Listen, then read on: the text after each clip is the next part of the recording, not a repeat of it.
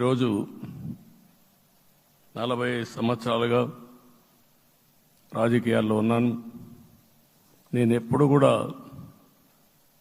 రాగద్వేషాలకు అతీతంగా రాజ్యాంగంలో ఏదైతే మనం ప్రమాణం చేస్తామో రాజ్యాంగాన్ని అనుసరించి అదే విధంగా పనిచేశాను.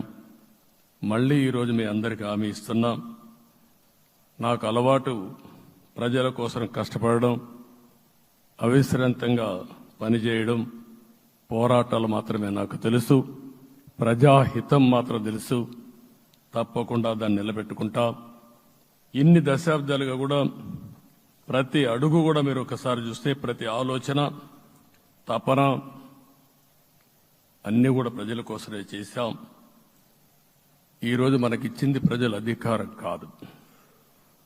ఇది ఒక పవిత్రమైన అత్యున్నతమైన బాధ్యత మనకు అప్పచెప్పారు.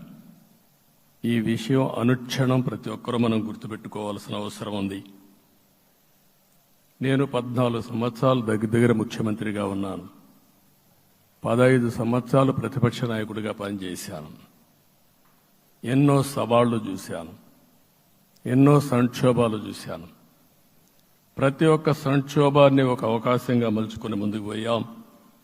ఈరోజు కూడా మీకు అందరికీ ఈరోజు రాష్ట్రంలో మనం చూస్తే చాలా సమస్యలున్నాయి. నా అనుభవాన్ని మొత్తం తీసుకుని పూర్తిగా మీ అందరి సహకారంతో, మిత్రులు పవన్ కళ్యాణ్ గారి సహకారంతో పేద ప్రజల జీవితాలను మార్చడానికి నిత్యం ఆలోచిద్దాం. అది చేసి మన నిజాయితీని, మన కృతజ్ఞతని ప్రజలకు తెలియజేద్దాం.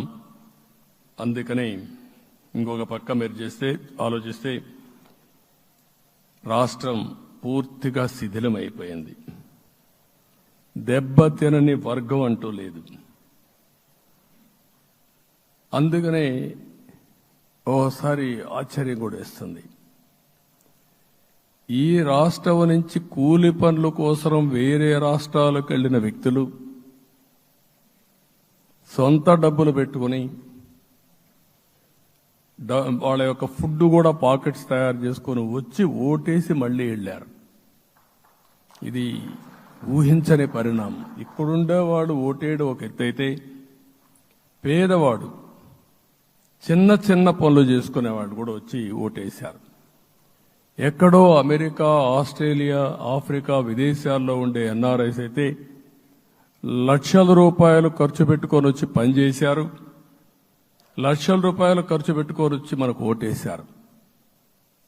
నా జీవితంలో ఎన్నోసార్లు ఎన్నికలు చూశాను, కానీ ఈసారి ఒక బాధ్యతతో ఓటర్స్ ప్రవర్తించిన తీరు శాశ్వతంగా తెలుగు జాతి చరిత్రలో మిగిలిపోతుంది.